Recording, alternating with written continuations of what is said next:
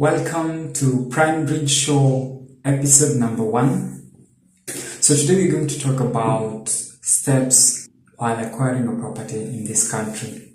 The number of cases involving land scam in Kenya has risen in the last few years. So you want to be very careful when you're acquiring a property. You need to have the know-how on how to acquire a property. Otherwise you're going to lose your money to rogue agents and conmen. So for you to be able to acquire a property, a genuine property, there are a few steps that you're likely to take to make sure you acquire the property, the right property, and a genuine one.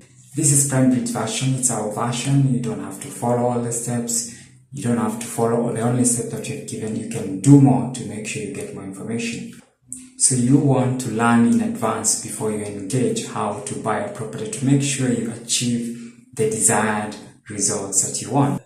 So irrespective of whoever is selling the land, whether it's a big company or a small company or even individuals, it is important to verify what you're buying. Right away you go to step number 1, know what you're buying. When I say knowledge about what you're buying, I'm talking about value of what you're buying. Do you know the price? Do you know the market price of what you're buying? They say a great investor or a good investor simply makes money when you're going in. When you're going into a deal, that's when you make money. So most of the times it is advisable to buy less than the market price. And how do you know the value of a property? One method of verifying the value of a property is by consulting a valuer to take you through the process of valuation so that you get to know the right price for that property. Another way you can do that is get a professional agent to guide you on the prevailing market price, so prevailing prices for the property in that area that you're buying. Another way of getting to know the prevailing market price of a property, visit the area, ask a few people, ask neighbors, what was the price of the last sold property. It is important as an investor always to verify. It doesn't matter whether it's a multi-billion company or an individual selling land. It is important you verify whether you're buying it in the right price. Step number 2 is confirm from the owner whether he's selling or not, or any other information that is important. Confirm the price, the location. I've realized from past experience some rogue brokers are selling property that belong to other people without their permission. So it is important you verify from the owner or the agent appointed by the owner whether that property is on sale and at what price. Because there's no need of also engaging in the process of verifying, finding a surveyor, doing a land search, only to know later that the owner, is not selling, or that specific property is not for sale for now. So do not start engaging, do not start investing your resources in the verification process without confirming from the owner or hearing from the house mouth whether that property is still for sale. Step number 3, negotiate with the owner on the final price that you're likely to pay for the property. And also at the same time agree on the terms of payment. Normally the law gives you about 3 months or 90 days to complete a transaction once you start engaging. But you can agree, even pay in a single day, depending on how you agree with the owner, depending on how you engage with the owner. If you agree, you pay it in a single day, in a week's time or 6 months' time. It's up to you to agree, so long as that agreement is put in writing. So the reason I'm encouraging people to negotiate with the owner, because again, you don't want to waste your time, you don't want to waste your resources trying to follow something that you're not sure what price you're likely to pay in the end. Start engaging, wasting your time, wasting your resources. Step number 4, you ask for a copy of the title deed and go and do a search. Various properties are designated to various land registries depending on location. So you may ask the owner of the appropriate place to do a search after you get a copy. So normally a land search will give you information about the property ownership, who is the real owner of the property, and again it will also give you information about if that property is charged by a bank, if the owner has taken a loan loan using the property, you're likely to get that information from there. If there's any restriction or what they call caveats put on the property by people who are interested in the property, you'll also get that information from there. So a land search is important. So step number 4, consult an independent party to give you the real or the specific location of that land. So normally what happens if you're dealing with an agent or you're dealing with the owner, you're dealing with the owner of the property. The owner of the property will take you to the location where the property is or where they believe the property is. It is important to trust people, but it is equally important to verify. So you need an independent party, a third person who has no interest in the property, to tell you the real location, to verify. This is simply to help you verify the real location of the property, because I've seen these scenarios in the past experience where people, normally people tell you what you want to hear. Sellers and agents sometimes tell you what you want to hear. So they are likely sometimes to show you the wrong location of the property because they want you to buy, they want you to engage because they want you to take your money. The ideal situation, get a surveyor, a professional surveyor to help you locate the property. Do not just trust the owners. Irrespective of the size of the company, irrespective of the person selling, always, it doesn't matter whether it's a multi-billion company selling, whether it's a small company selling, always verify whether the real location of the property is same as the owner or the agent showed you.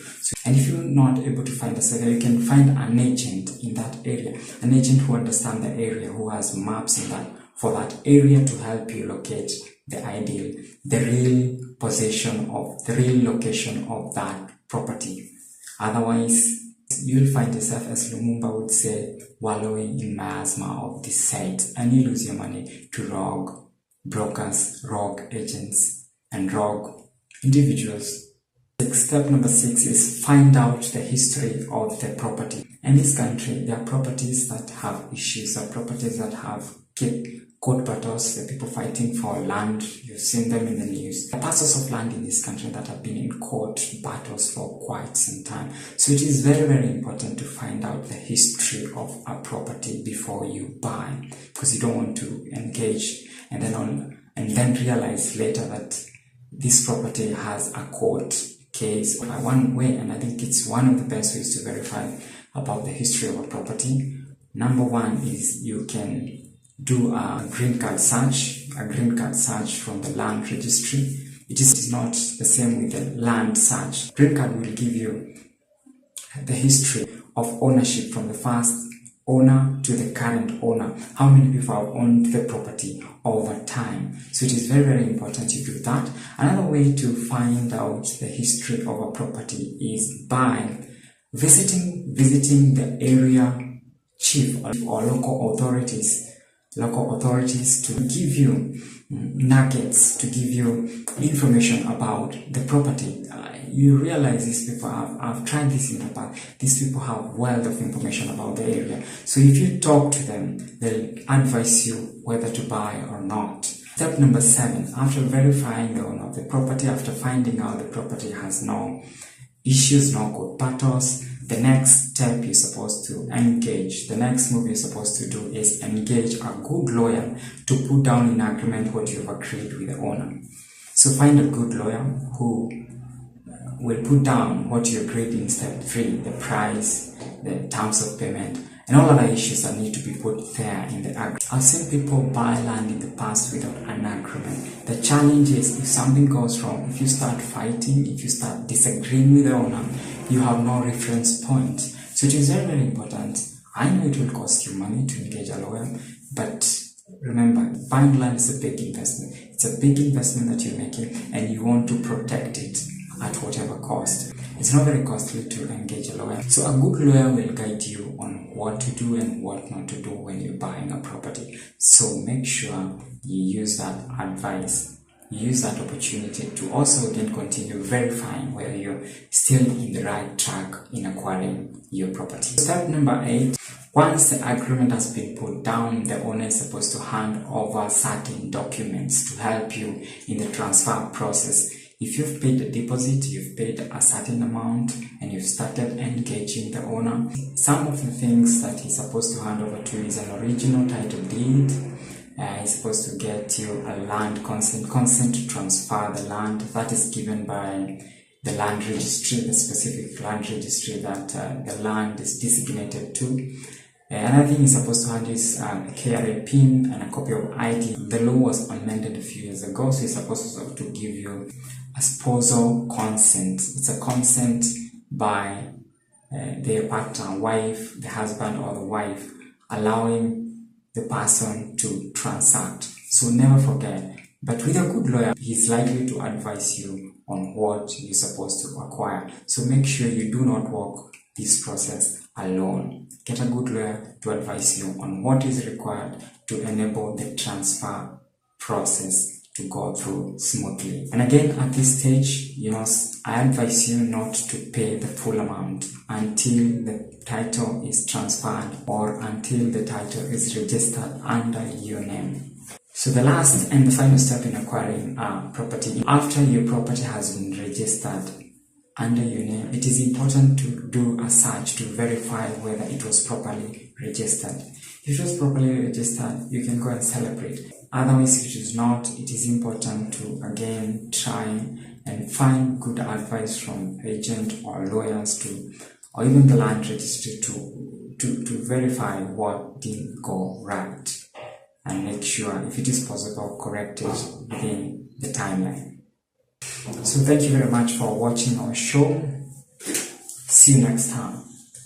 All the best in your property investments.